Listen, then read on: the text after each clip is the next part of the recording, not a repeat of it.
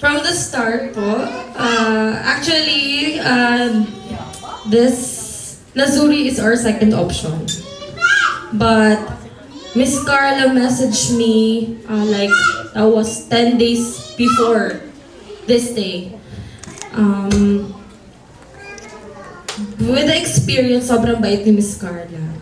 As in lahat, and with Ma'am Joel, yeah. Sila pareha, sobrang accommodating, and with Mr. Nick, lahat, everyone. Si Ma'am, yung... Apo, si Ma'am Malu po.